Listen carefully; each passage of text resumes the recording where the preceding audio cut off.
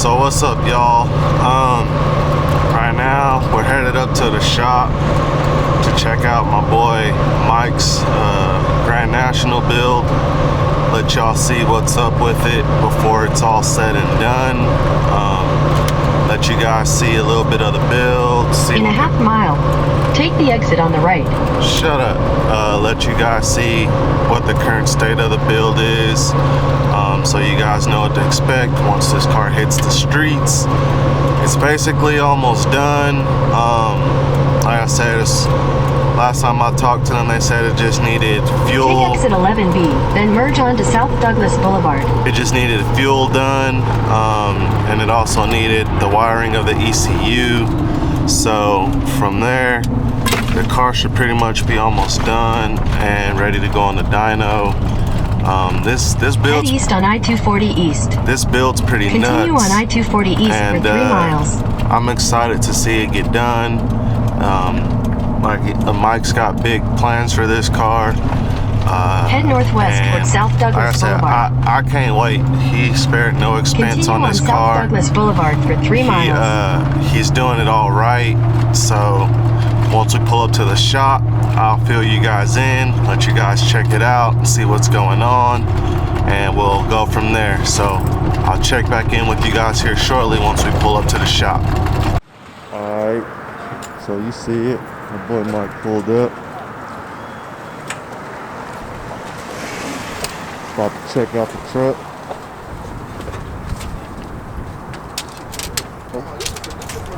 You see what it is, man. We just stopped by here and find out what's going on. Hey, man. We just stopped by here until we find out what's going on.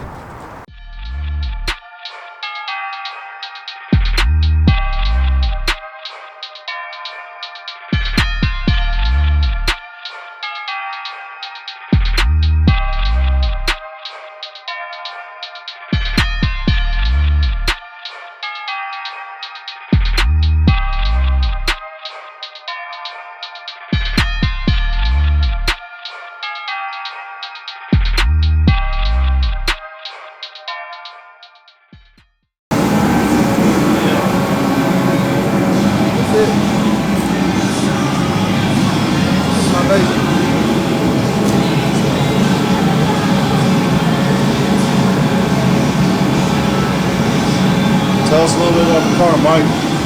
Man, it's a small block Chevy, man. Pistons, injectors, you know. Mild build, that's all. Mild build. Street car? Street, strip. Primarily street. Primarily street. Primarily street. What would you say the goal is for the car? I think the goal is for the car is to do something different, make a little bit of noise, shake the scene up a little bit. There's not a Grand National that comes out, gets out on the street, and it's competitive. So that's my goal. My goal is to just do something a little bit different, shake some things up, maybe make a little bit of money doing it too. Make a little bit of money.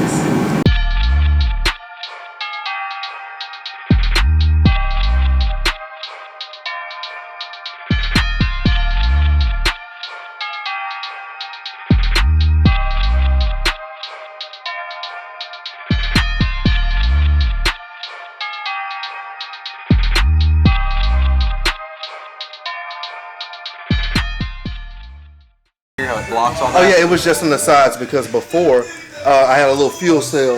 Yeah, I saw where the floor had been. Yeah. So that was all I had, just a little. Okay, so the center sit's open. Okay. Well, I think what I'm gonna end up doing is I haven't put the gauge in it yet, but I think what I'm gonna do is mount the fuel surge tank right there. Put the regulator there. You'll have a fuel pressure gauge in the middle of it, so that way these closeout panels will still sit in there and tuck a lot of that and hide a lot of the wiring and stuff like that, but you'll just be able to see the nice surge tank and stuff like that. And this is primarily for just no fuel sludge and stuff like that. Like if I'm under throttle, I don't have to worry about all the gas going to the back of the tank and it'll prevent that, but that's not what it's for. What is it for? What's the main? So the big deal is your in-tank pump that you have, that D-Shorts pump you were running, it's only going to support so much.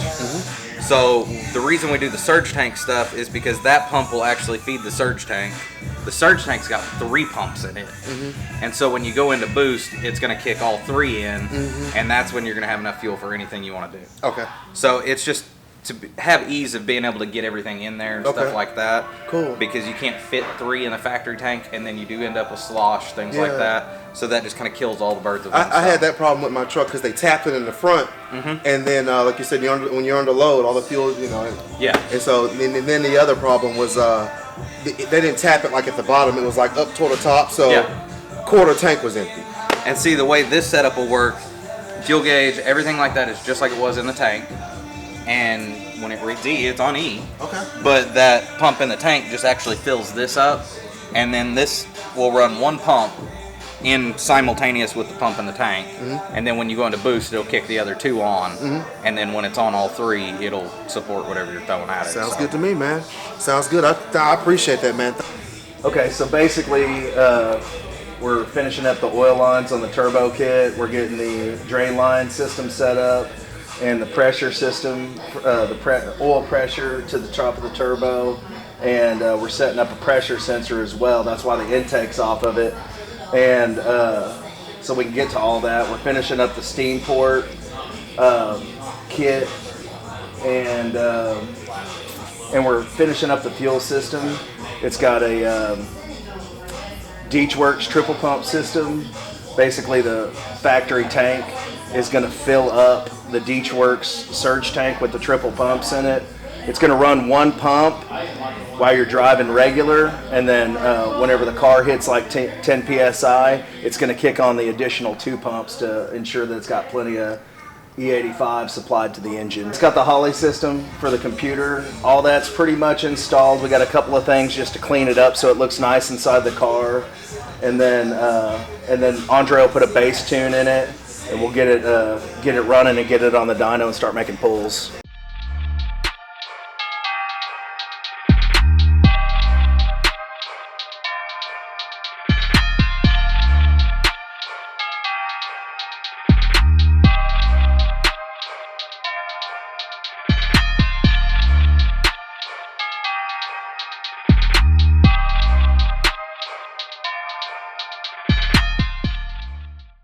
We're going to actually set the fuel pressure regulator up back here, and so it'll all be nice and concealed back here. So up underneath the hood, it'll just have a single fuel line coming up to the rail. Okay.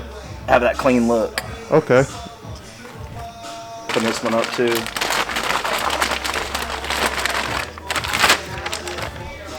So this is a Four Innovations FC3 controller.